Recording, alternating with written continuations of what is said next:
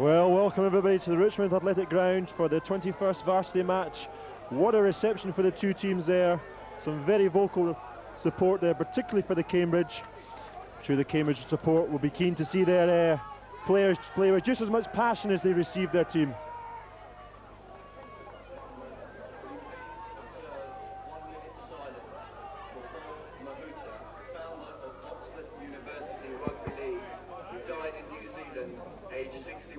Thank you.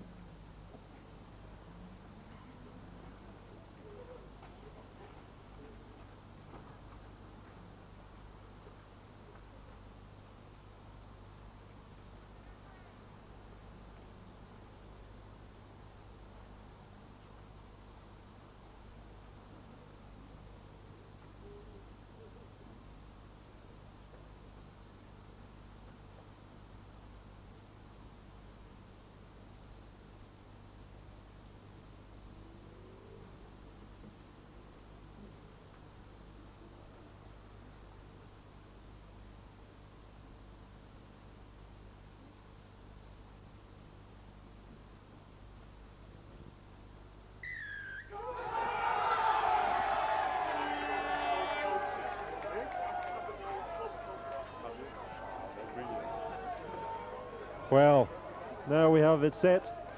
Steve Ganson in the middle there. He'll be looking for, I think, not such a rough ride as he received on Friday night's game, Wigan-Warrington. Shooting games are particularly open affairs. Sure, there'll be a lot of free-flowing play. Players on both sides ready to mix it, but ready to push the ball around. Particularly number 6 there, Mike McSweeney, that many people see him as the game breaker tonight. A good crowd in tonight. This fixture grows every year, and I think we're set for a great game. Oxford are ready to receive kickoff. They'll get first chance with the football, see what they can do with it. Both teams got to keep possession. That's what this game's all about, possession.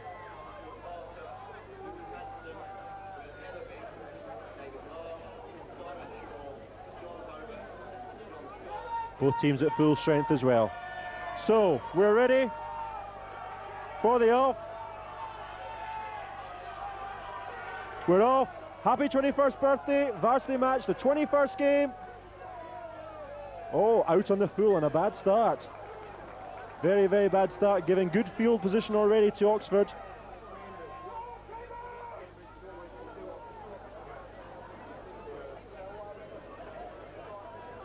So what can Oxford do early doors? John Scholes with the ball, playing at hooker. He'll be looking to lead his pack forward, make field position for some of their backs to capitalise on.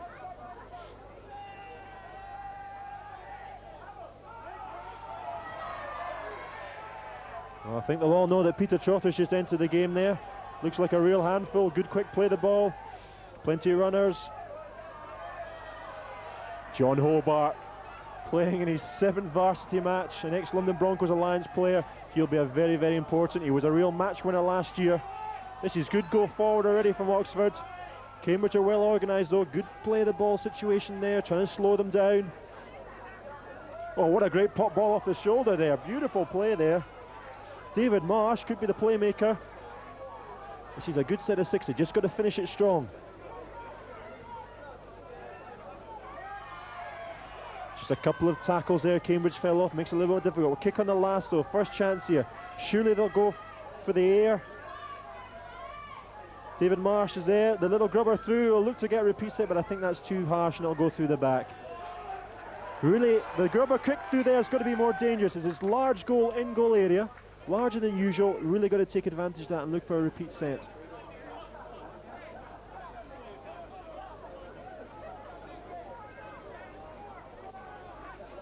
Richard Holmes now taps restart the Cambridge hooker.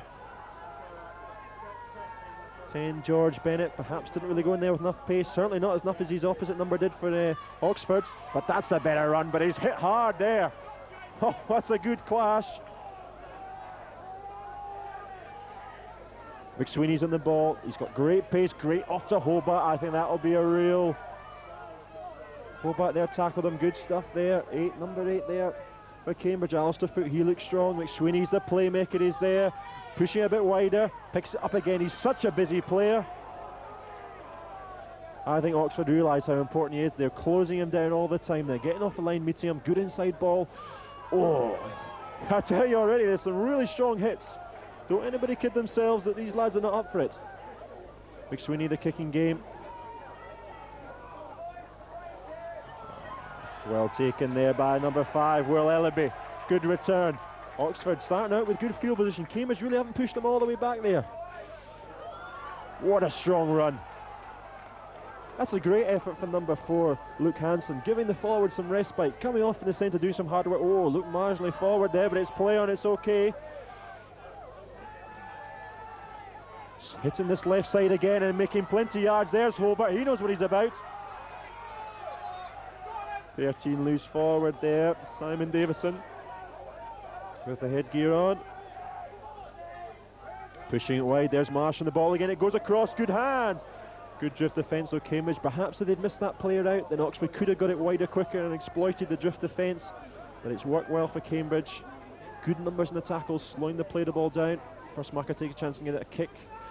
Should be dealt with by the fullback, but it's... Yeah, he gets a good bounce on that, simple, and off he goes, Stuart Farmer. Oh. He's got to play the ball there. Who's there? Hooker's there. Whoa. Trying to cut him behind the play the ball. There's a good run there from the wing out, number 5, Will Ellaby again.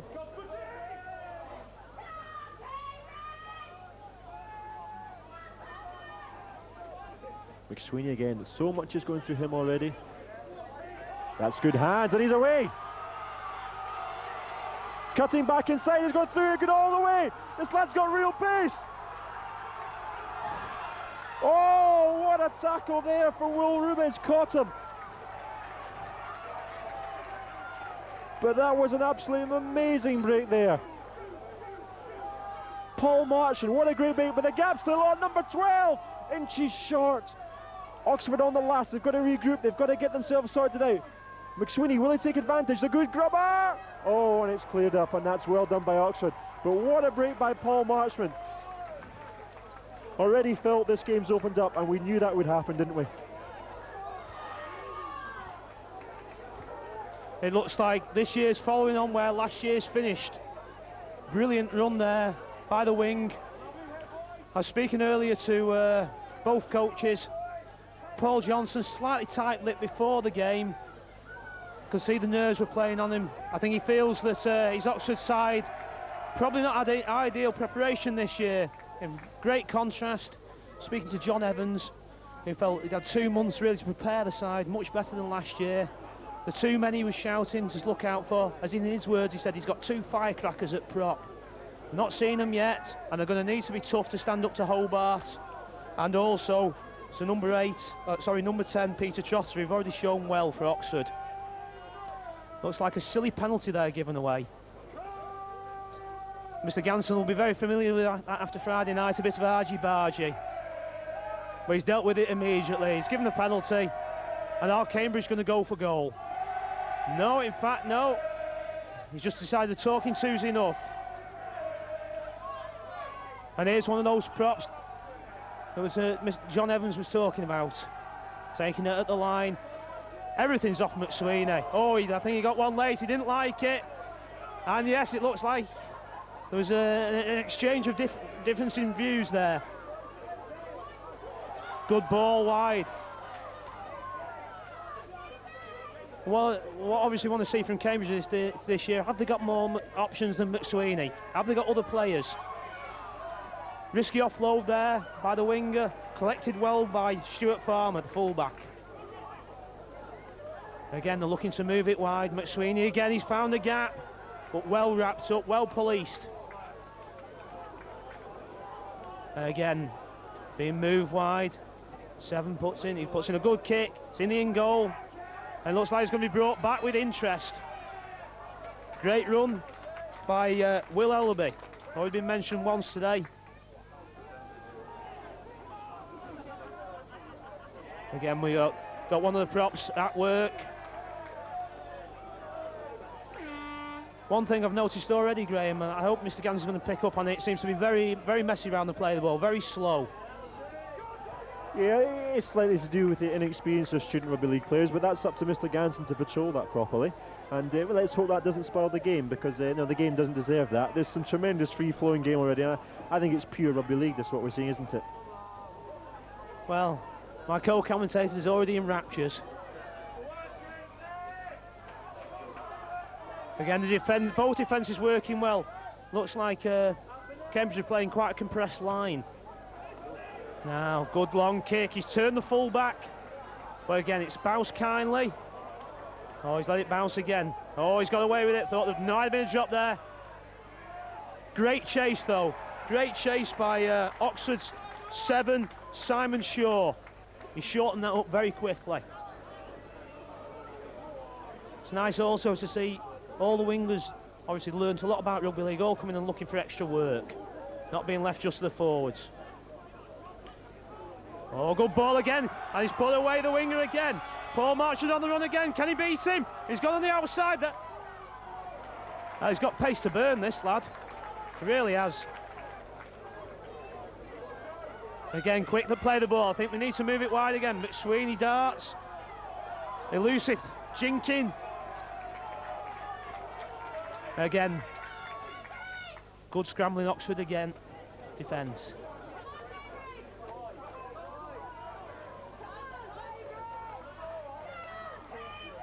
Good tackle in the middle of the park by Edward Bayliss. He's moving it again, moving it. Oh, intercept throw, I think he's away. Has he got the legs? McSweeney's coming back. He's looking for the pass. Should he have offloaded?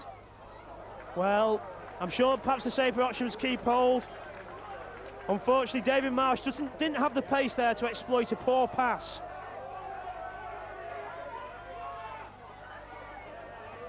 And I think coach Paul Johnson might be a bit disappointed, a bit of rashness there. They got a good position and they seem to have lost it a little bit.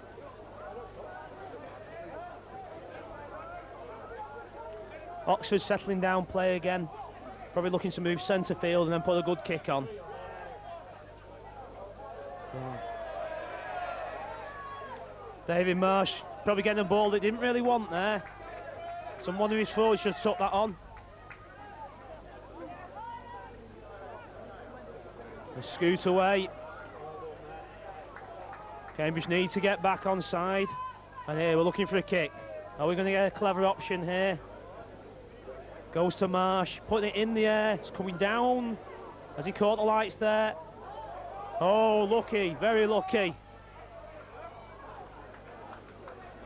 I tell you what, this back three of Cambridge, they should be in the circus. The amount of juggling they're doing, Phil, it's unbelievable. That's twice now, you know, and you got to think that maybe one of those will be spilled at some point, and Oxford should keep going to the air. But what I love about this game already is the openness of it, you know. But I think what impressed me from last year's defensive line so far, they've got to sustain that defensive line, but it's coming up, and it's, you know, people are getting off the line and really putting in the hits, and the defence has been asked to work more, Phil, because it's such an open game. And I just, you know, we've seen Paul Marchand twice down that wing, and I just wonder if he gets a little bit more space. It could be a good night when he gets one of those runs going again. I think he could be the man of the night. He definitely looks like he's got plenty of pace, looks like the fastest man on the park. But his opposite number now taking it back at him. He's shown that he can do the other part of the game by getting the tackle in there.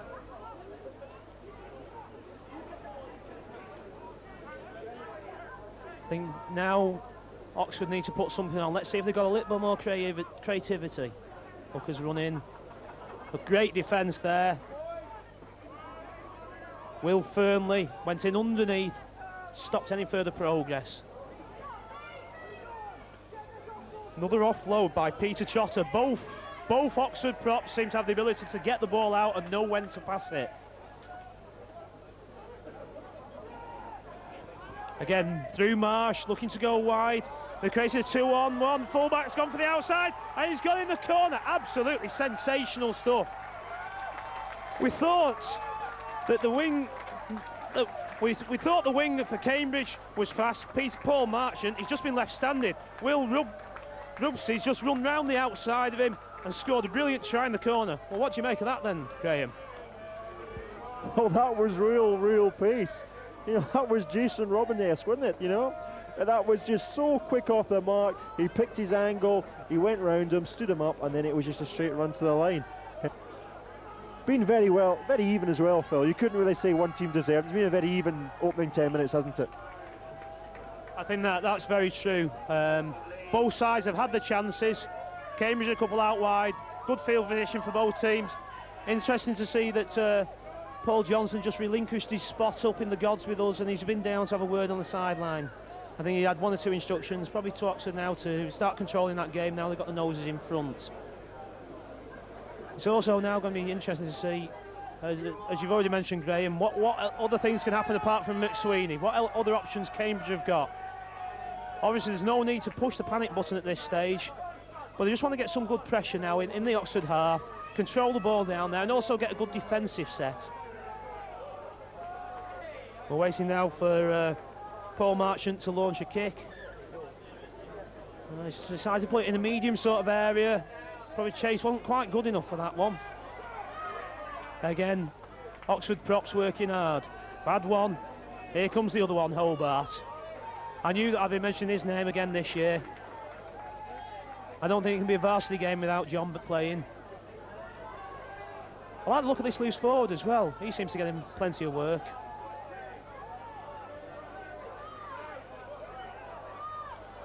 Again, ball's on the move.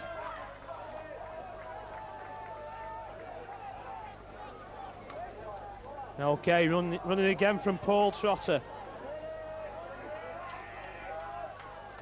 And they've broken the tackle. There's a few missed tackles now. They're getting a few offloads in. And just ties the defence out. Cambridge just seems to be struggling back to make their mark. Marsh puts the ball in the air again. Straight down the throw to the winger. Too easy. Ali Devaz has took it back. Well, he did drop it there, but he's very lucky. The ball's gone backwards.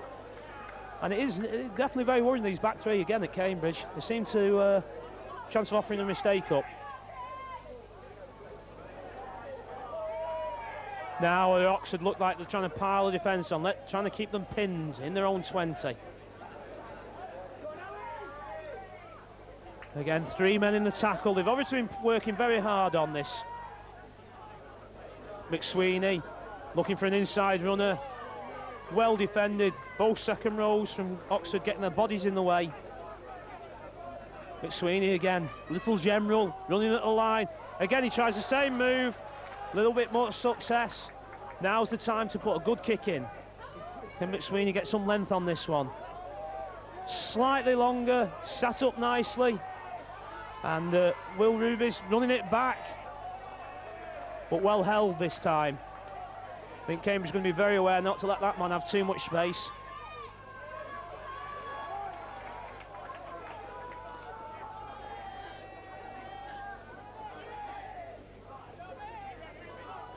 Winger again, looking for the ball. Really impressive. Out to Marsh. Marsh looks the inside ball, and there's Hobart. Again, reliable. Oh, I think there was a little bit of a knock on there. I think Mr. Ganson didn't see that one. Again, we've got ourselves the last tackle. Much better defensive set at this time from Cambridge. Restricted the ground gained. Little chip towards the corner. Big in goals here today. Well, plenty of space then to work out. Good defensive chase there.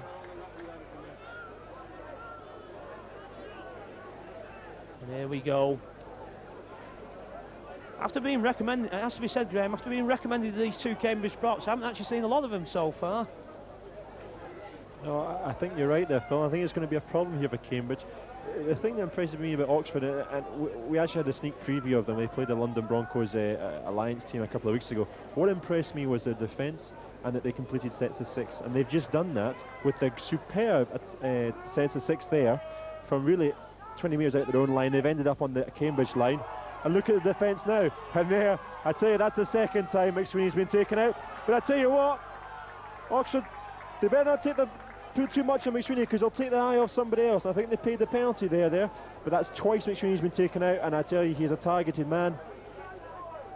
So again, it's a better kick. Oh, and this is going to be interesting. See, there was just no need for that, was there? It wasn't a 40-20 situation. She just let the game go. And I just wonder who's got the put in here.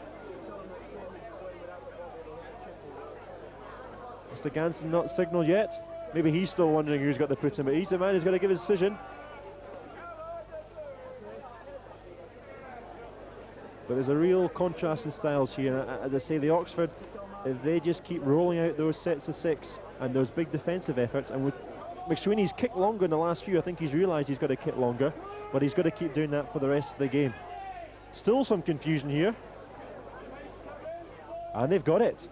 Yeah, that's a kind of crucial mistake. Maybe Mr. Ganson was wanting to go to the video ref there, but realised it wasn't here tonight. Scrum slightly wheeled there. Interesting that McSweeney's got 6 in his shirt and playing more of the scrum half role. I just wonder if they could be running out at second receiver with less traffic, that he might actually be more effective. But here's a big set. Can Cambridge hit back straight away? McSweeney, everything is going through him. Pushes out, there's numbers here. Oh, a good defensive tackle. Really good defensive tackle. They stepped in, stopped the flow.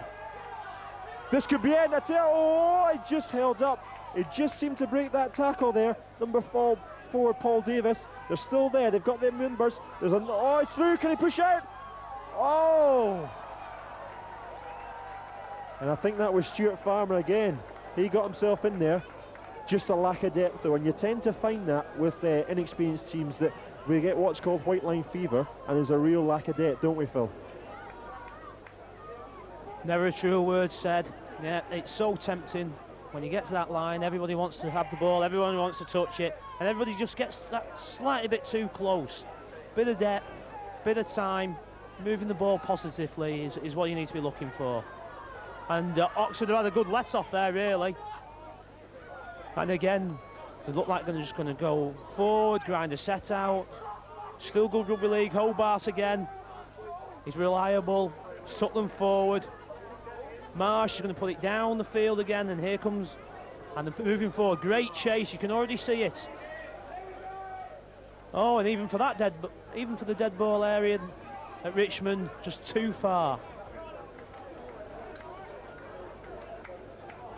Yeah, I think actually Oxford do have the wind with them, and the way that rolled, and looking at some of the flags around here, I think they've got the wind, and that will play a part. And certainly, you know, if McSweeney can use that wind in the second half, even with the ball going out dead there, you know, they're asking Cambridge to start out from 20 metres from the line, whereas Oxford were getting the ball, you know, 40 metres from their line. So it's a big difference because it gives you that extra field position in the end.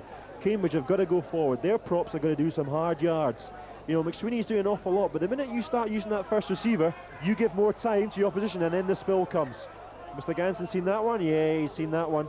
That was an obvious one. Okay, Simon Shaw puts the ball in. Look to get it away. He goes himself.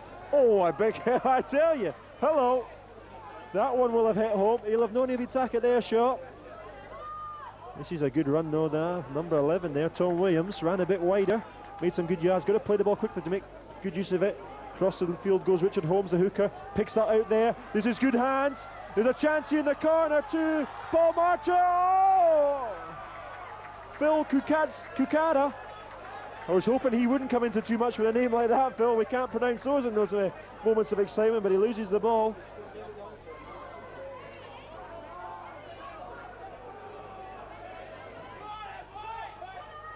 Oh, a big launch there.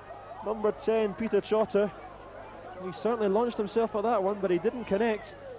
Again, they go early with McSweeney, pushing it wide, but they've got to be safe in the handling. Oh, a risky pass. But this lad, Marchant it was, he's got pace, but he needs a bit more space than that. And I just feel that Cambridge, they've got to go earlier. You know, they're running off McSweeney. Oh, and another mistake. This is poor, this is poor. Do you not feel, Phil, that really they're going too early to McSweeney, and they've got to just take some hard yards straight off that play the ball? I think that is the case. The forwards don't seem to be doing the work. Not really setting any platform for McSweeney to work off. Oxford aren't going backwards in defence. They're getting nice and settled. Whereas if you look at the opposing side, you've got Hobart and you've got Trotter every time taking 15 metres, giving the platform for Marsh, then to start to work the ball with his backs. And again, they've got a good attacking position. Are they going to make the most of this? I think this really is time to capitalise on Cambridge's mistakes. I think there's going to be a look to move the ball wider. The hooker seems to just be holding on to it just that little bit too much. I might have spoken out of turn. No, I haven't. He's thrown the ball away. And that was disappointing, really. Oxford had a very good attacking position. They seem as though they're good at getting out their own half and playing good steady rugby league, but perhaps don't seem to have many options once they get into an attacking area of the field. Well, I think that was twice that hooker John Scholes is gone from dummy half, and I think that's good variation. It's asking some more questions, but you've got to complete your sets of six, and Cambridge must complete the set of sixes. It's so important, and that's a good angle he's hit there, but good cover, the inside defence working there. There was Richard Girvin, he nearly got away. McSweeney again, unbelievable. I think he's having to go off, he goes. Oh! Well, I think he ran into the wrong bloke there, was that? Yeah, number 11 from Oxford, Pete Nicholas, he was waiting for him. And again, you see, there's that kick, it's only just over halfway. That's not deep enough. And certainly not if the winger's going to burst through like that. Will Ellaby, he's shown that he's up for the battle. Hobart takes 3 with them. There we go, you see, oh, just a little second go there, might be an offence, but it's play on. 10, Peter Trotter again. See, they're doing the hard yards. There's one prop after another, done the hard yards. Now we can play the football. Hobart wants some more, he's offloading. Scholes, that's a good hands option. Oh, and that one's thrown away, and surely that'll be the, oh. It was forward in the end. But that, you know, you can criticise Oxford for not getting to the back end of the set and completing it, but you can't criticise the forwards for not laying the platform in the first place. And Cambridge aren't doing that, are they, Phil? No, it's clearly lacking from the Cambridge game, and I think Coach John Evans has realised, and he's sending on 2 fresh bodies, and boy do they need them at the moment. It's quite interesting. Number 15 come on there is Andy Hutchinson, and let's see whether he can although I have to be said, I'm impressed by the Cambridge loose forward Richard Girvin. I think he's trying to set an example. But Sweeney again looking to run off the first man. I think what's also is quite noticeable is there seems to be a distinctive size difference between the 2 front rows, and perhaps that's why McSweeney feels he can't send them right up the guts. He's having to move them one wider because they probably just can't cope with Trotter and Hobart. Well, I think that's true, Phil, but the minute, I say again, the minute you use a first receiver, you're giving an extra 5 or 6 seconds for that line to come and meet you. And I think then McSweeney's got to do a bit more with it. And if not, why not have McSweeney at second receiver and have him running at less defenders? I mean, he's doing extremely well, but there's a lot of traffic in there. And we've already seen he's a marked man. They've taken him out twice late. You know, they're watching for him. And I just think that Cambridge, they've got to go forward. I think they're bringing McSweeney in too early. He's being a marked man too quickly. They've got to use him, not so much, but to more effectiveness. But it's evenly balanced without doubt. And another thing, you just got to watch, you know, as it gets more tired, like any rugby league game, but particularly in a game of more inexperienced players, that the mistakes will happen, the gaps will appear, and will defences be so energetic? So far they have been. It's a credit to them. So this is Cambridge, maybe one of the best chances. They've got to build here something. They can't attack straight away. They've got to go forward and get in the danger zone close to Oxford, and that's better. That's it. That's the kind of thing we're looking for. I think you're absolutely right. Andy Hutchinson, as you said, I think he's had the coach's message, go forward, get us some field position.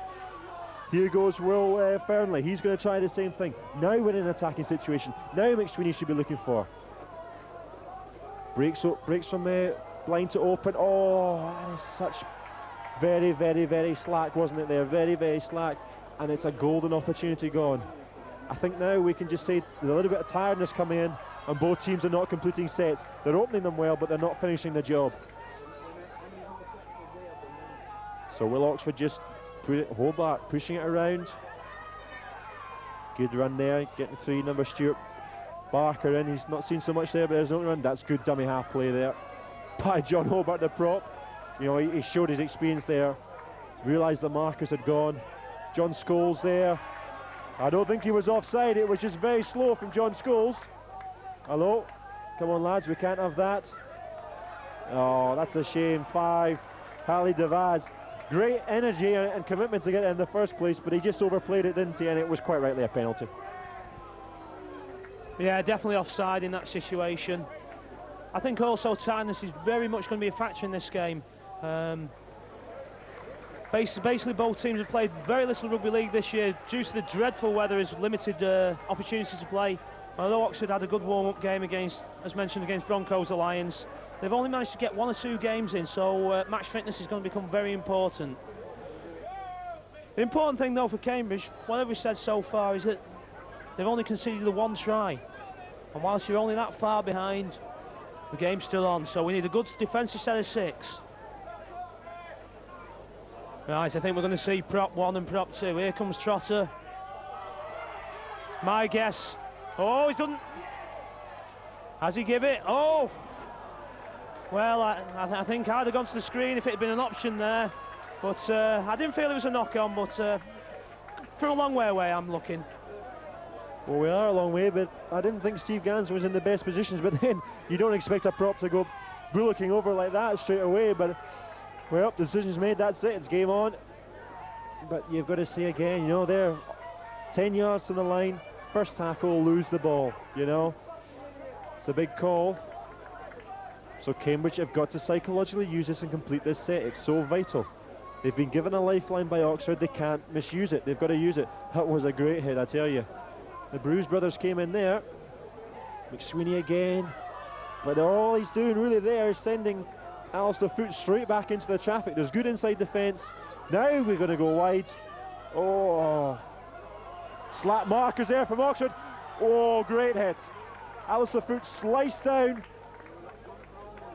That was Trotter, Peter Trotter, showing his defensive qualities. Oh. Well, I've got to say, if I was Cambridge, I'd keep going to that winger, because that's the last 2 kicks he's not really dealt with, and in this game, you keep going until a weakness gets itself sorted. But I just felt there that number 7 for Cambridge, Jim Walker, they decided to go to the right, but he cut right back over. There was space there, but in general, you've got to be a bit more patterned in your play, haven't you? This is a great chance. Surely if the hands go, oh! That's another great option there by Phil Kukara. What he's done again is come in and stopped a try. The big bargey there for Richard Girvan, just about taking them all over. Got to get now. Here's the last 3 tackles. They've got to use them. Richard Holmes there, hooker.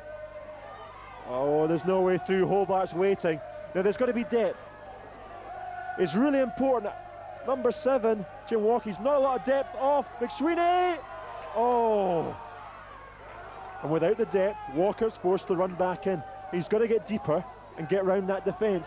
McSweeney again. He's gone wide. I think it might be a good option. There's going to be hands here, numbers. Surely they get the ball out. Play on. Richard Girvan. Yes! Try time. Well, Richard Girvan goes over. They'd worked the right-hand side. They moved it to the left, had a go. McSweeney spotted that Oxford had overcompensated, took too many people to the right, hit it back to the left of Oxford. There was an overlap, didn't quite shoot through the hands, but from the offload it was picked up and Richard Girvan powered over. And I think that's a fair score. That isn't the way of the game. Cambridge have come back into it. Both teams have had their chances, but I think Cambridge deserved that for the effort they put in, and particularly Richard Girvan, who I think you pointed out earlier, Phil. Your talent IG's spotting talents haven't gone down in the last year, have they? You know, great stuff. Can we get the extras here from Paul Marchand? We've seen his pace now. This is quite interesting. I would say he's only 15 metres back. He's at a very, very tight angle. He's probably compensating for the wind. It's from the right side. He's going to swing it in, hopefully with the wind, but he's on a very, very tight angle. But quite frankly, you don't argue with that, do you? Oh!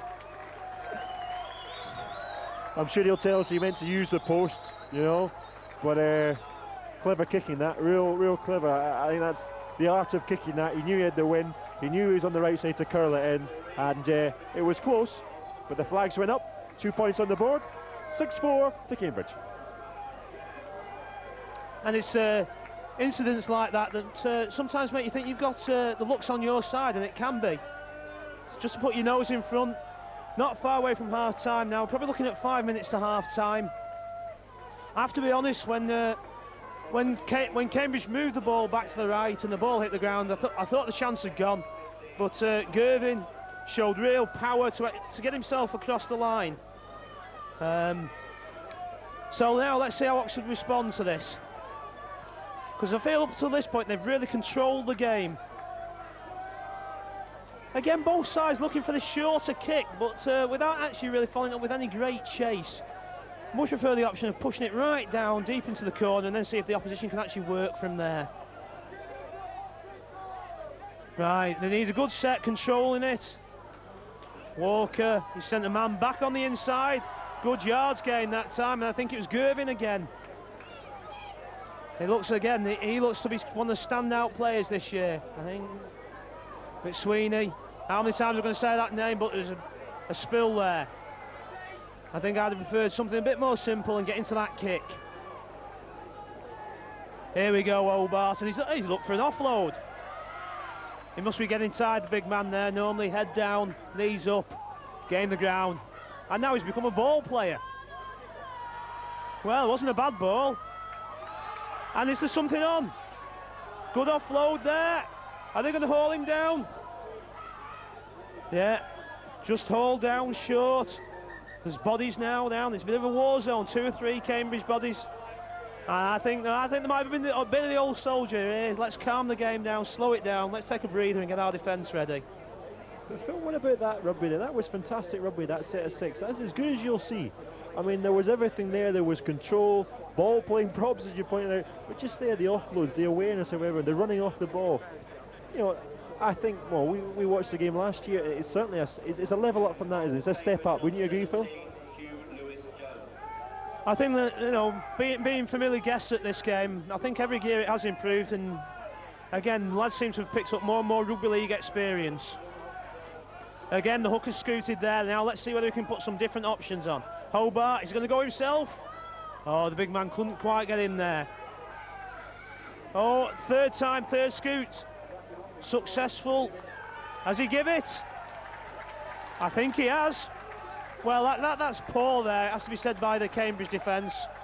I mean, a good score by John Scholes, but really, I mean, that's what you should be expecting.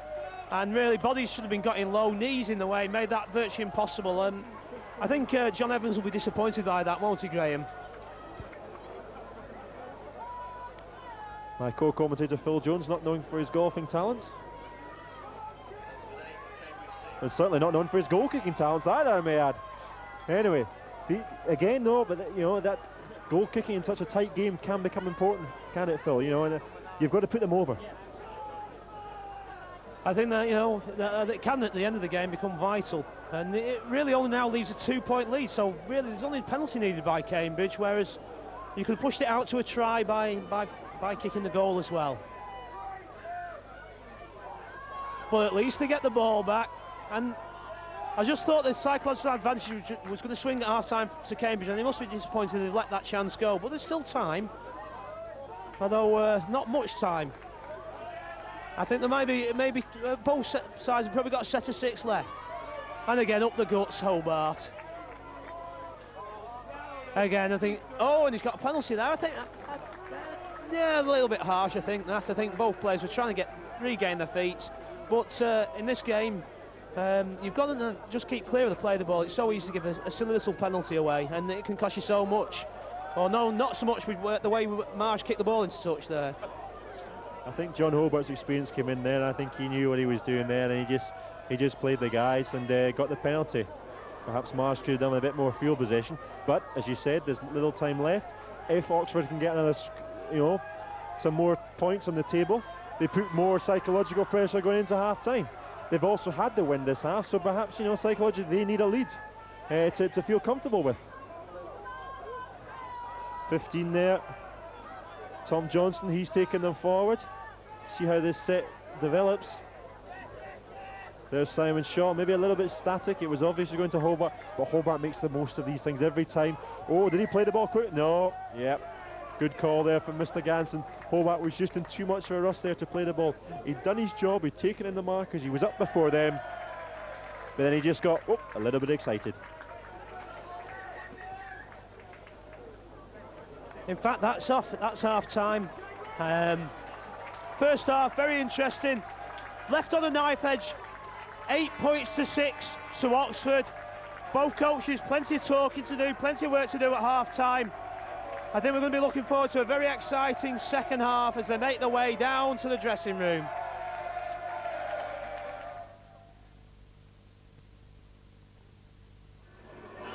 Cambridge already out there, ready to go, raring to go. Cambridge still not there.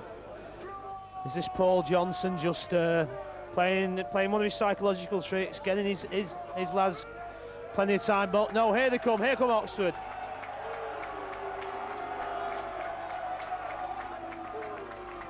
Right, we're now getting ready for the second half.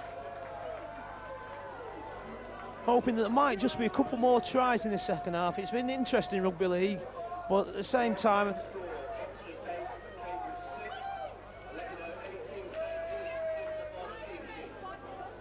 right, and we're getting ready to get off. Second ball been thrown off the pitch, and now we're waiting, ready to go. Oxford will be kicking to Cambridge, so Cambridge have a chance to take this ball back and perhaps narrow this gap from 8-4. Mr. Ganson looks at his watch. I think we're ready to go.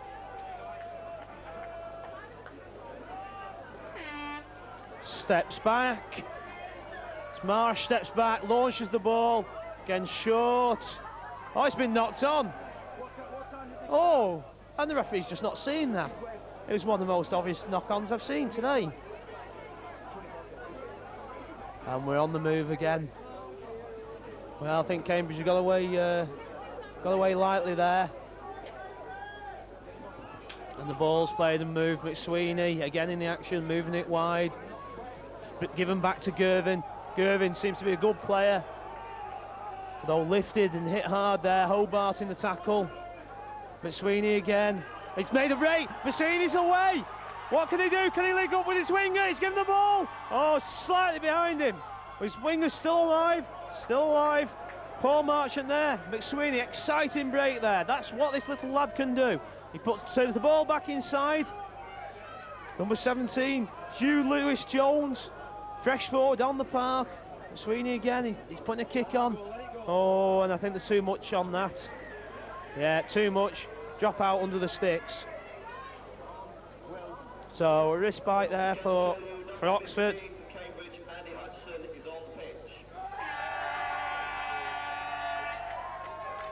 Right, and Oxford now regrouping. One forward, Trotter. Oh no, sorry, not Trotter. The second row there. James Morris taking the ball forward. Here comes Hobart. Taking them 20 metres now away from halfway. Starting to move the ball forward, being advanced very well. Two loose forwards clash there. Again, the ball's moved. Hobart again. Great offload. Good defence from Cambridge. Both defences keen. Hopefully they're going to stay that way all half. Again, a spin by James Morris. Hit and spin, the ball's moved again now. Marsh puts the kick on. There. Oh, fullback took his hands away. Well, we said this back three are dodgy. Oh, a bit high there. Surely, referee, that was a high shot there.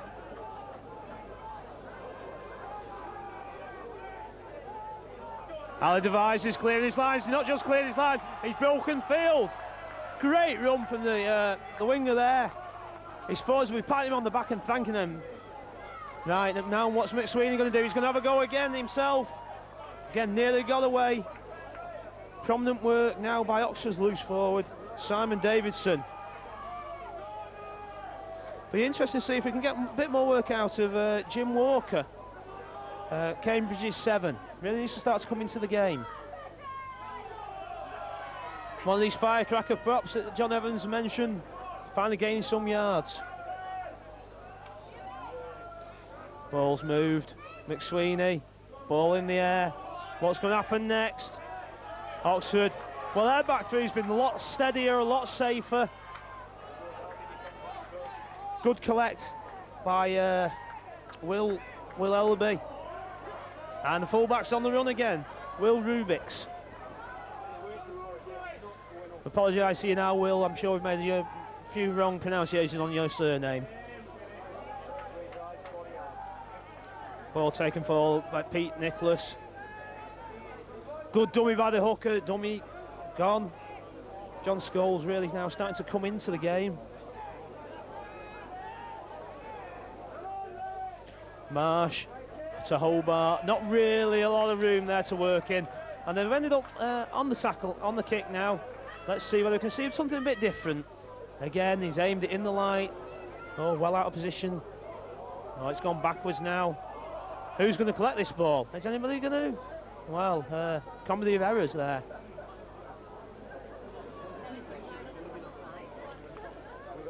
Right, it's a scrum down. Oh, I'm not sure about that decision. And given there's an Oxford put-in. Has to be said that I thought Oxford took it out into touch, but then again, what do I know? So good field position now for Oxford. Ball collected from the back of the scrum. Gervin out, great hit. He stopped the scrum half dead there. Ball's now being moved to Simon Davidson again. Davidson made some good yards. Again, it just seems... You wonder if McSweeney was now on Oxford's side, what score Oxford might be in front. Scholes, again, a good break. He's really got into this game. And a great offload, collected by Will Ellaby. Oxford starting to gain some territorial domination here. Oh, he tried something clever. Not sure, really, that was the greatest of options.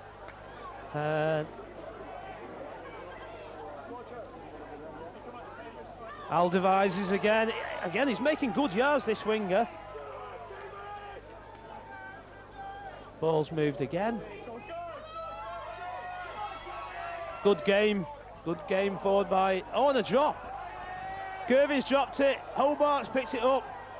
Oxford in a great position now. What's Paul Johnson said at half-time? Has he got some magic going? Some moves. New player there taking the ball up, 15. Tom Johnson. Tom Johnson there taking the ball forward. Ball move wider. Inside ball, well picked up by number 3, Stuart Barker. Not sure I really like that pass. Again, a kick by the second row. What's the second row doing, kicking the ball? Well, that probably shows why he shouldn't have been doing it. But they have regained the ball. And in fact, they've been given 6 more. Again, I'm not sure about some of these decisions from Mr. Ganson. Looked like the ball played the man rather than the man playing the ball. Again, dummy an attempt to drive over there from dummy half. Well, they've really got to take advantage of this now. Ball's got out. That's Marsh. Well, there's space now out on this left-hand side. Are they going to move the ball? Taking plenty of time to play it. Oh, it's got to be given. What? Oh, no, it hasn't. Well, I was going to say, what was the lad running there for? And that's why he was. Great run. Number 11, Pete Nicholas, pushing Oxford further forward. Taking him now out to 12 points to 6. So trying to go further in front. And to be honest, a bit soft defence around there. And Nicholas not in the original starting lineup, pushed, obviously forced himself in over the last few sessions. And good try there by Pete Nicholas. An easy goal. I know we've seen these miss, but I don't think we're going to see them miss now.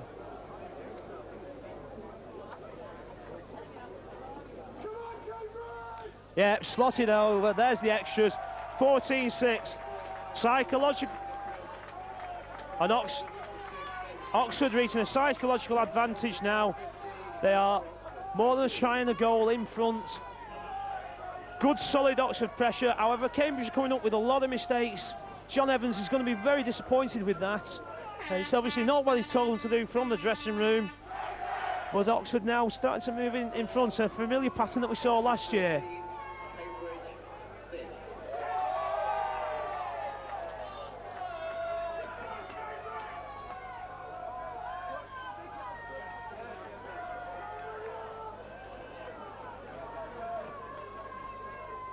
Right, and Cambridge really now need this next score. And they're getting themselves ready, and here we go. Cambridge are ready to go. Right, and they've kicked off, and ball's been recovered. Driven back, and I'm sure Oxford now play a steady set of 6 and keep some possession. Well, I'm pleased to say I've been rejoined by my colleague Graham Thompson. I think he was slamping the delights of the half-time hospitality. Did you see the last Oxford tryout there, Graham? I just caught it, but I think you'll feel sympathy for me here. I got caught by Hector McNeil, one of the great men of Student Rugby League, and quite frankly, when Hector gets a hold of you, that's game, set and match. So interesting here, Cambridge back on the attack. They've got to get back into this match quick, and here's a good chance that they can move their hands. But that's a fantastic wipeout tackle there, and it was so important. Will Ellaby, but they're moving it there. Oh, hello! Well, I think that man just knows he's been tackled, isn't it? That was one heck of a big hit. Oh, off goes the ball. Oh, you can see they're communicating by, I think probably my mobile phone there. Okay, and game back on. And the ball had been lost, so it's Oxford now starting in possession. Okay, here we go. Oxford to play the ball. Play the ball, scooted away by by Will Rubsky. Good run again. Good pass by John Scholes. Hobart offloading inside. Finds his scrum half. Jim Walker to gain an extra. Simon Shaw to gain an extra few yards. Playing just percentage, been a percentage football now by Oxford. They must feel confident now. I think one more score and that might be the ball game. Again, another good run by number 11, the try scorer Pete Nicholas. Hobart crashes through, great yards. That dynamo that he's got in him, working forever. Poor kick that time. Well collected by Alderweireld. Every time he took the ball, he's gained yards, but not this time. Good chase. Opposite number 2, Phil Kukra, got his tackle in there.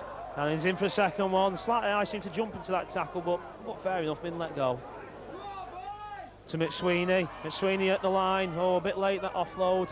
Well held on. Again, ball to McSweeney. What's he going to do this time? And he's bust the line, and he's away, looking for his support. Is the support, and again, support just couldn't quite get to his shoulder. He needs a quick play of the ball, and he needs to move that ball again. Bit tired, bit slow there, gone back to Gervin. Oxford have scrambled well there in their defence. Okay, ball's been moved, it's last tackle I think. Okay, it's last tackle now.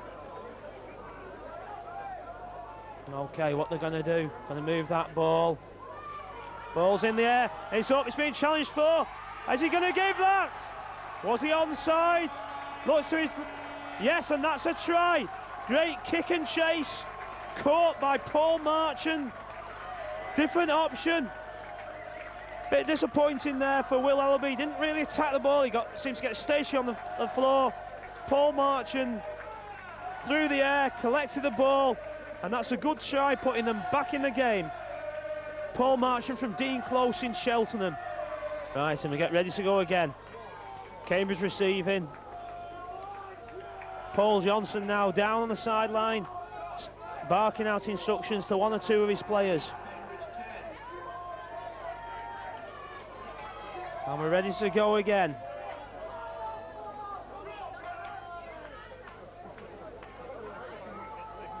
No, we don't seem to be waiting for a ball and the sea. In fact, here we go, getting ready now. I'm not sure whether Ox are doing a little bit of deliberate time wasting here. Just recomposing themselves, getting themselves ready to play again.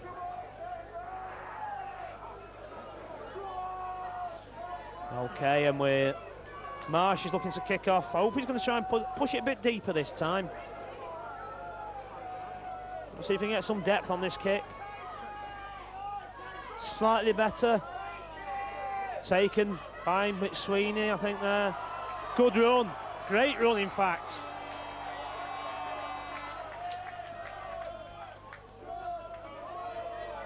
Okay, and Gervin, he's bust the line.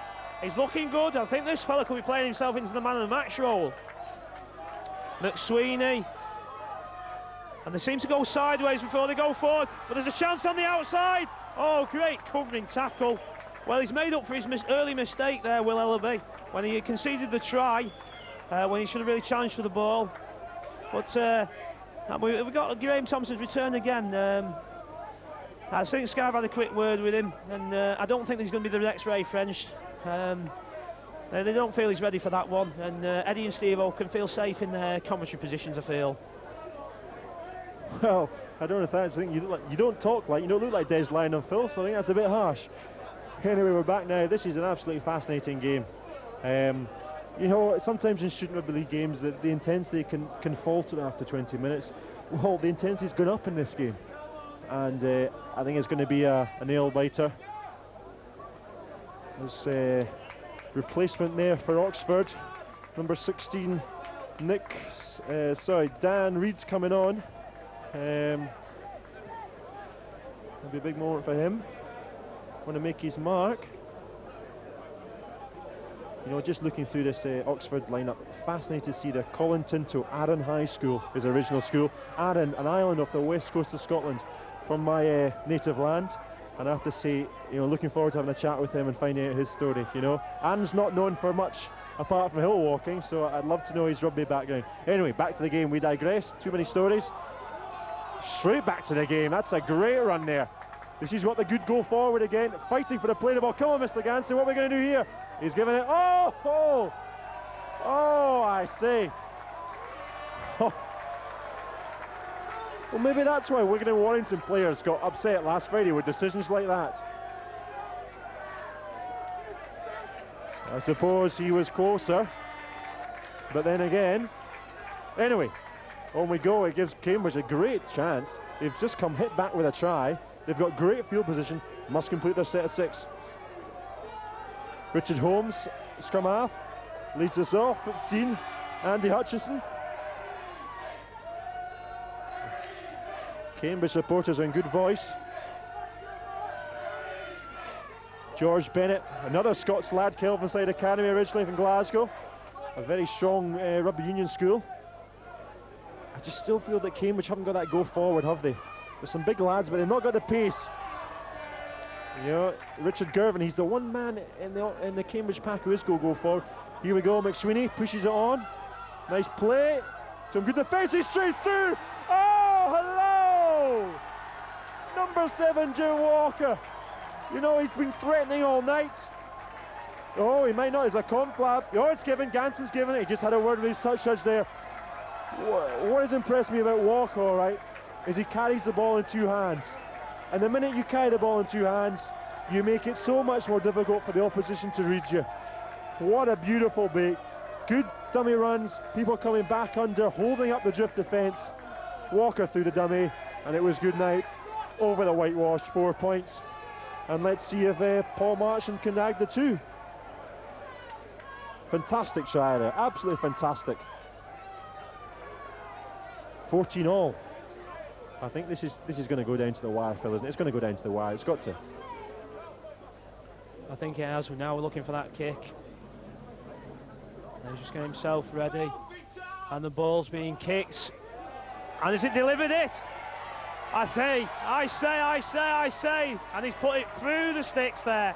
Brilliant kick by number 2. By number 2, Paul Marchant. Well, it has to be said that what I've been impressed by Jim Walker, I think he's grown into this game. I think he started off slightly nervously, and he's really grown into it, and really it's given Cambridge another option. Last year it was all McSweeney, and it looked like this year they've got 2 quality half-backs, and that's making it a lot more difficult for Oxford to defend. And when he went, it was like the pass in the Red Sea, and it was good night Vienna when he went through. I think they were clever as well. I think Oxford were watching McSweeney there, and I think they forgot about Walker, and as you say, the defence seemed to be there. Oh, hello! Dear, dear, dear, dear. The rain is coming down, but that's a simple take.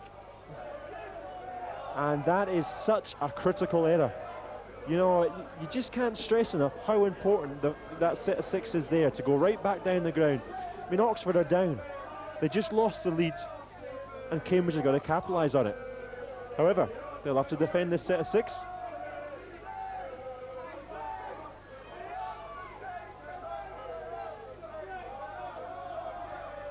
Simon Shaw having a dart from scrum half, takes it to open play, right in front of the sticks. In goes 13 to dummy half position, Simon Davison. It's a good run, it's a hard run by James Morrison, the captain. He's leading from the front. John Scholes is back to, there we go, 6. Oh, nice move there. Maybe just a little bit too in tight, but he's fallen forward there. It was Pete Nicholas. Good ball, there's the big man! Oh, Big 10, Peter Trotter. They're trying to barge over, aren't they? There's not an awful lot of depth. They've not really got the half-backs in there. Shaw's got the ball. Oh, you just feel if there'd been a bit of depth and straight hands there, straight running, it would have been try. But they've got the last. Push it, surely there's gaps here on the left. There is, oh. I don't got to criticise there David Marsh. He didn't really take anyone on. He didn't stop the drift defence. He just pushed it on. No straightening of the line. Hand over there. I think Oxford realised that. And this is a big set for Cambridge. They must complete this. They must. This is the basics of the game. Oh, a little bit of pushing and shoving to play the ball, but off we go. That's a good hit, 16 there from Nick Sterling. He's come on, he wants to make his mark, he's fresh legs. At this stage in the game, that's maybe what you require. Oh, strong run. Strong run. Alistair Foote shrugged off about 3 there. McSweeney, that's better running, giving an early ball to an outside runner. Gives them time. McSweeney again, he's taking them on himself. Oh, that's Nick Sterling. That's two big hits already in this set. Now it's got to be a long kick. He's under pressure, the kicker. Oh, it's not bad, it'll depend on the bounce. But this kid here, Will Rubis, he's quick, he's a flyer. Credit there to Alistair Foote. You know, he's just taken a hit up there, Alistair Foote, and then he is leading the chase. There's certainly no lack of fitness from these lads. 13 there. Simon Davison taking the ball in again. Good scoop there, that's good work there. Number 5, the winger, Will Ellaby, doing the work. The forwards can't be expected to do all day, especially in the modern game. Everybody's got to do the work. Oh, it's a little bit untied around that play the ball still. There's an injury in backfield there. You feel that Ganson, was that crossing? Well, I think sometimes you'll misunderstand the crossing rule. You've really got to be obstructing somebody, and there wasn't a tackle or obstruction there, so I think that's why Mr. Ganson let him play on. Hobart, the ball playing prop again, pushed it on. Not gone back to Mr. Ganson.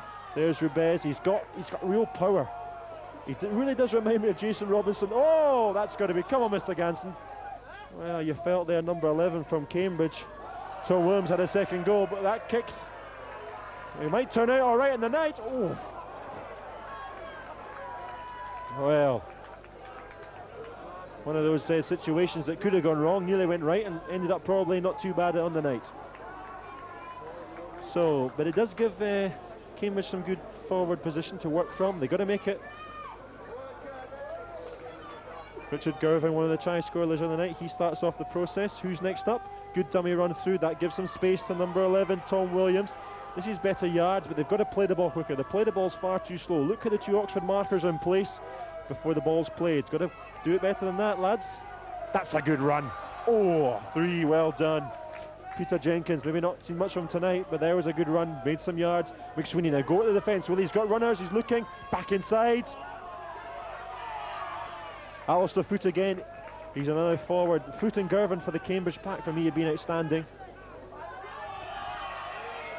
Nick Sterling, well, you may say a sterling effort there by Nick Sterling, and that I think would be a terrible pun. Here we go, up in the air. Jenkins, it's put pressure on, underneath it. Number 2, Phil Kukera, try score earlier on, takes the ball well, but that's a good set by Cambridge, isn't it, Phil? You know, it really is up to now who's prepared to use their sets of 6 properly, aren't they? I think that is now the key for the rest of the game. And it's quite an interesting battle, and Cambridge forwards are coming more and more into the game now. I think since the half-time, I don't know what was said to Alistair Foot about his first half performance, but second half he's definitely one of the gun forwards on the pitch.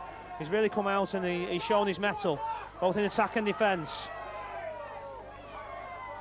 And I think possibly Oxford's props are just not making quite as much yards as they did in the first half.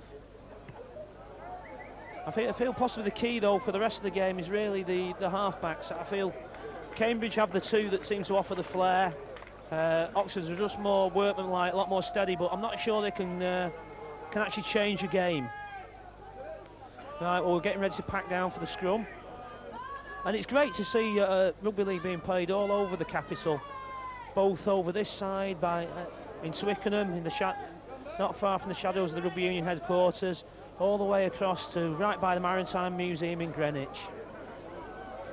Well, you know, of course, at the Rugby League Challenge Cup, the biggest game in the Northern Hemisphere will be at Twickenham in a few months' time. We had England and Australia at Twickenham as well. The Bastions are coming down. The Varsity match has been doing that for 21 years, though. It's a forerunner to all this. McSweeney on the ball again. He's off. Oh, and just there, he's so quick. He really is, but they dealt with him that time. But you just feel he's got a run in them there. That's great work there. What great defence there by Peter Nicholas. All the way from marker, chased out a long pass, back over the play the ball, keeping the ball alive. Space, straight run, good line. I'm particularly impressed by the 2 hookers. There's a lot of good awareness out there, what's going on around the play the ball, and they're using the play the ball system. McSweeney's under pressure. Well, I don't think you can complain about that one. It was a legal challenge. He didn't get himself really in position, he's only got himself to blame. But I'm quite sure the Oxford were quite delighted to have a go at him there. And he certainly looks as though he's a bit battered and bruised. Good run, good tackle. What great rugby league that is. You know, there's 4, Luke Hansen takes the ball in, met by 2 defenders, 1 round the leg, second man in, over the top, puts him on his back. You know, it's the basics, it's good stuff. Nice play there from the Oxford hooker, John Scholes, and we're off here. Surely he'll go to the corner. He's burst through number 10. Oh! Try, what's the decision? The touch judge looks like he's going to give it. It's number 10, Peter Trotter. And I think that's a well-deserved try because he's worked hard all night. He's done the hard yards, and sometimes with props, when you do the hard yards, someone's looking upon you favourably, and you get all that moment when you go 25 yards. And for some props, that's a bit scary, isn't it, Phil? I'm not sure what you're hinting at there, Graham. Even though I don't think I've moved quite into that 8 or 10 shirt, even though the pace has receded. I have a sneaking. Well, I believe that now Oxford have got their noses in front. I think that they've got the game plan to actually close the game down. I feel the 2 big men are going to cause a lot of damage now. It's going to be harder and harder to stop Hobart and Trotter. And unless McSweeney, who's looking a bit jaded now outside after that hit, unless he can reimpose himself on the game, I feel Oxford are going to control it. Well, last year you got it right. If you get it right again, we'll have those lottery numbers tomorrow, Phil, won't we? With your predictions. Now, Oxford, again, here's the test. They've got to complete this set of 6. It's a good play the ball. No markers there. Hobart will enjoy this. He'll make the most of it. Steady away, isn't it? Steady stuff. Mind you, he's been asked to do a lot of work, and, you know, we did notice earlier that the Oxford props were maybe not making the yards before. 13 there. Simon Davis, and he does some more yards. This is good yardage, you know. That's really good yardage. 4 drives are in there. Just get to the kick.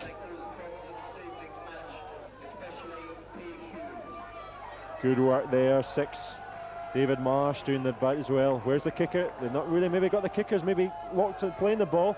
Let's remember. Yeah, they got the kick on. A nice little chip. Who's coming for it? This could bounce anyway. Oh, well, there you go.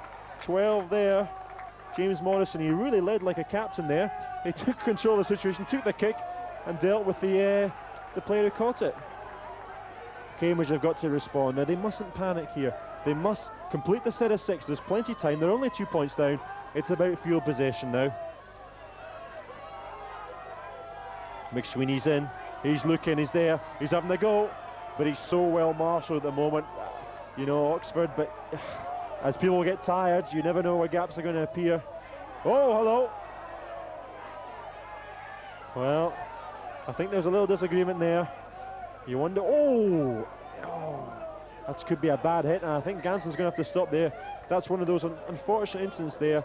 You know, the lad, I think, lost his footing. The tackle was already started. It wasn't a high tackle, but it ended up hitting him around the head because he'd slipped, and there's very little you can do there. Thankfully, the best thing is that he's up and okay, number 7 there for Cambridge, Jim Walker, and that's the best we can hope for, that there's no serious injury. It is a fantastic game though. I mean, the intensity is right up there for us, isn't it? Again, we've been impressed again. The standard overall of Student Rugby League, bearing in mind not just the Oxford and Cambridge sides here, but the overall standard of the whole competition has risen every year. And congratulations must go out there to Neil Wood for the magnificent job he's done in organising both this game and the whole of the Student Rugby League competition. Really does push the Rugby League gospel nationwide. Right, ball being taken back. Oxford now, they're going to control it, picked up by Will Rubik. Again, good run by Rubik. Trosser, not quite as an easy run that time, with 2 defenders in front of him. Needless to say, one of them was Gervin, and it looks like the other one was Foot. Well, it's interesting to see this number 12 sees himself as a bit more than just a only second row. 3 or 4 kicks now he's put on. I'm not sure that all of them have been the best, but obviously working to some sort of game plan there.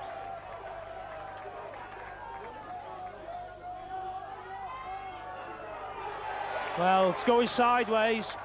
Nothing gained. McSweeney says it's my ball, give it to me. I don't know what they're doing there. They missed him completely. Not a great pass. And again, he's pointing at himself, saying, this is my ball, give it to me. And here he goes. What does he want to do? Oh, poor pass again.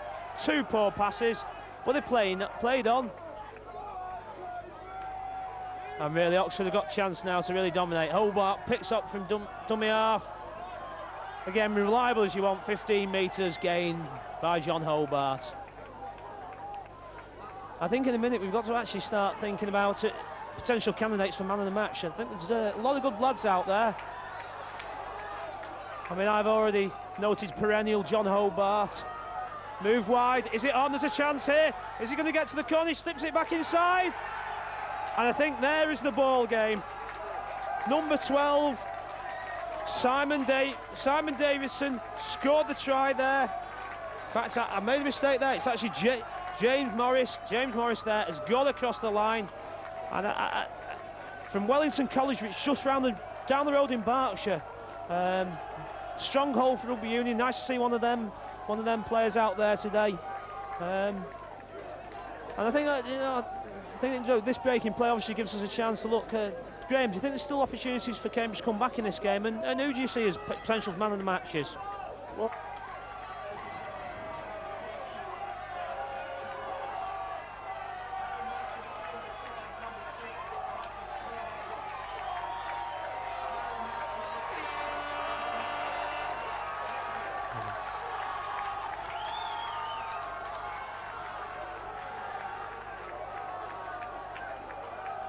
Well, maybe 10 minutes at the most to go. It's all to play for, but this game's taken too many twists and turns to say that's it.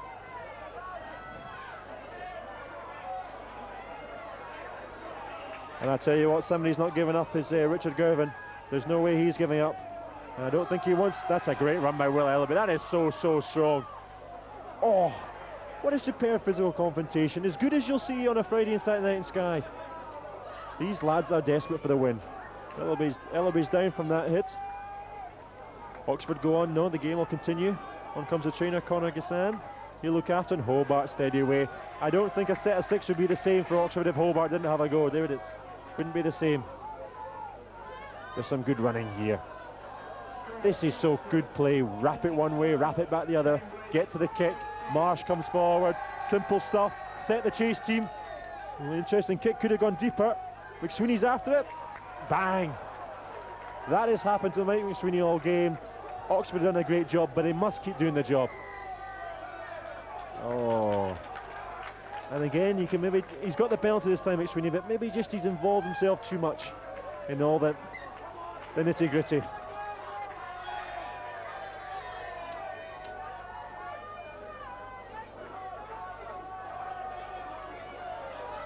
So, some of the last hopes that Cambridge has got. Surely Mr. Ganson stopped the game. You can't have a player there. I think it's cramp again. I wonder who the sub will be here. Will it be somebody we haven't seen? Number 14, Edward Bayliss. He looks like he's on the touchline ready to come on. Will Ellaby, I can't believe he's going to continue. He's not walking at all well. Presume there's going to be a change. Okay. Yep, the change is on. That'll be a blow to Oxford. Will Ellaby's played extremely well. On comes Edward Bayliss. Oh, cough up of the ball. So important.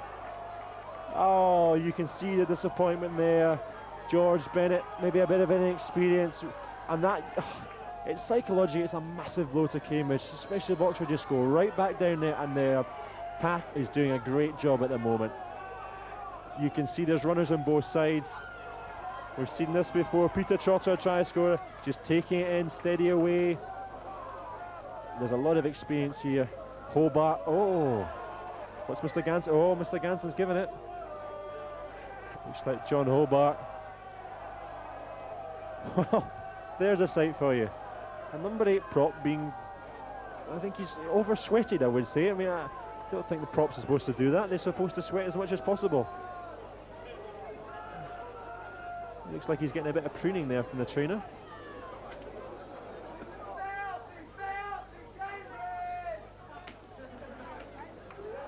Nobody's left this ground. This is going to be a cliffhanger. It's all to play for. McSweeney, he's desperate. Ooh, was that high?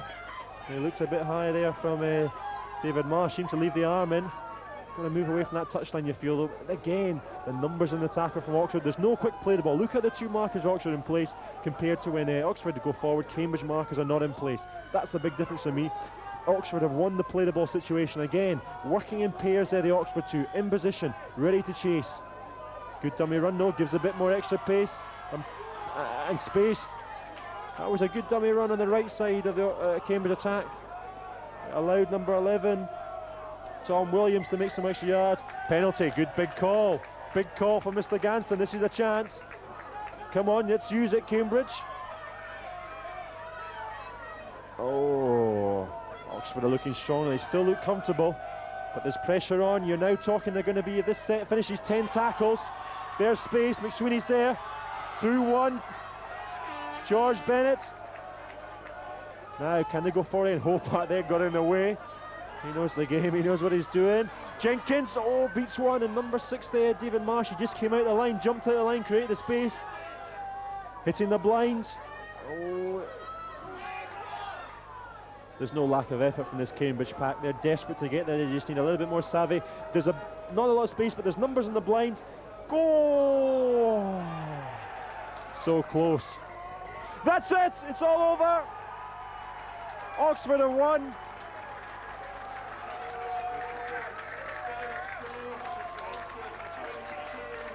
Well, Oxford 22, Cambridge 16. What a fantastic game. Oxford are absolutely jubilant.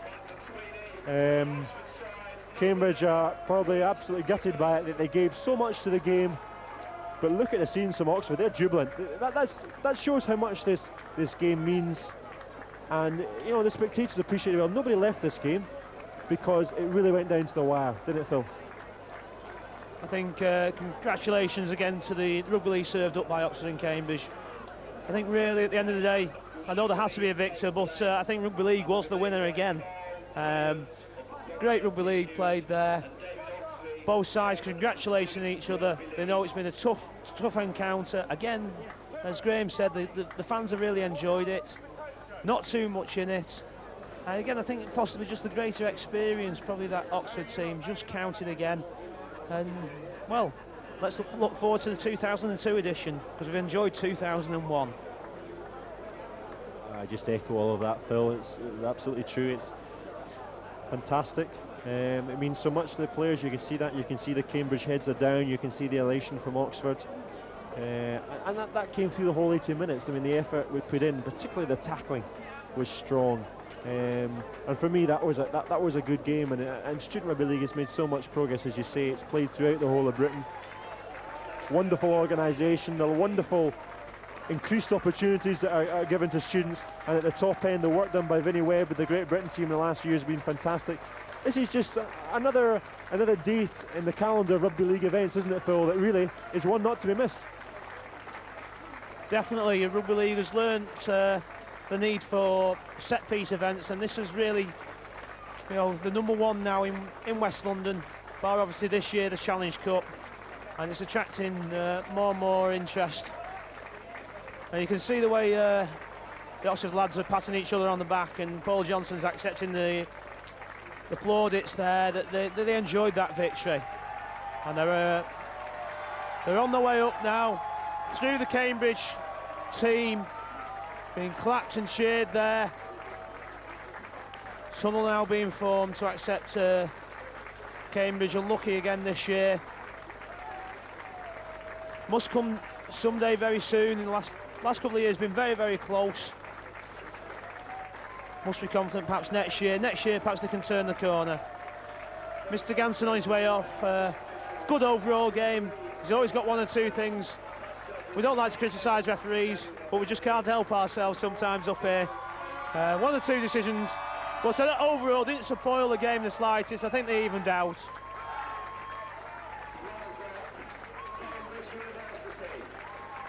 And you can see now all the crowds now on their feet applauding the Warriors out there who've really put on a good performance.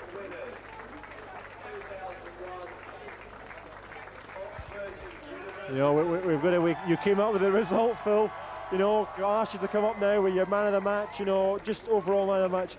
Who made the difference tonight? Who impressed you? Well, I think, you know, obviously McSweeney was out there, looked good. Walker looked good on the Cambridge side, and Gervin. But I think I always like to give my man of the match to the winning side. And obviously I always mention that name, John Hobart. Don't think it was quite John's year this year. But I think actually I'll go to number 10, Paul Trotter. When you see a prop run that length, that distance to score a try, and the hard work he put in the whole game, still be able to do it, number 10 for me, Paul Trotter.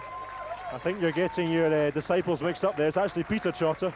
But never, yeah, I agree with that, Phil. I think that's a good. I'd give a mention to James Morrison as well, the captain of Oxford. I think he led from the front. I think he, along with his whole pack, they dominated the forward battle. They won to play the ball. And this is such a simple game, Rugby League. If you win that, you know, you've got a great outstanding chance of winning, and they've proved that tonight. P Cubed, the sponsors, they'll be presenting the trophy. A delighted Oxford team. Delighted Oxford fans as well.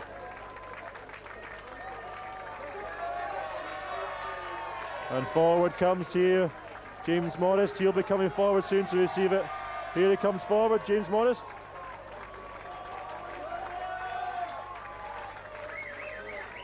James Morris there shaking hands first there with Neil Wood, coming up to receive the trophy. I think Oxford tonight, there'll be a few shandies on the way home, and maybe a few shandies down the Union. But go steady on the lemonade would be my advice to the boys. Yeah, raise the cup aloft. James Morris, fantastic achievement. John Hobart, you know, next man to lift the cup, means so much to him. He's played in so many games, but I'm sure this victory will be sweet.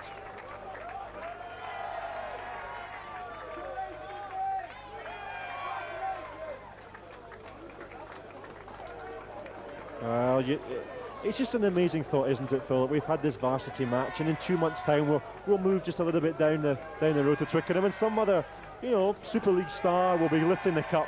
But you know, they're two ends of the spectrum, but they're so vital. This is as vital as Super League. This is the expansion of the game, and this is the game's future, isn't it, Phil? I think you're dead right there, Graham, and that's just reflected even more so. We go down and we look at the list of where a lot of these lads have come from. King Edward's in Oxford, Newcastle under Lyme School. Where else can we go? To Haywards Heath, down towards the south coast. Warwick School. More traditional areas, Bradford and Leeds Grammar School. But these lads come from all areas, and it's their first experience of rugby league, and they've obviously really enjoyed it.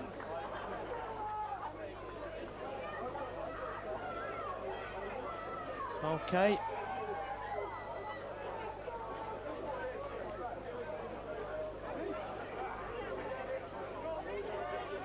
Paul Johnson's calling them all in. Wants probably one last photograph before the evening's ended. He's just getting themselves together. And I think the celebrations, as Graham mentioned, will go long on into the night.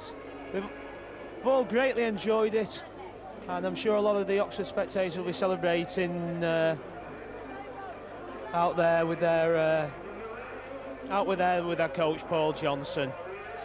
So one last photo of them, and congratulations, well done Oxford, deserved winners of the 21st varsity match. Commiserations to Cambridge, really putting in a sterling effort.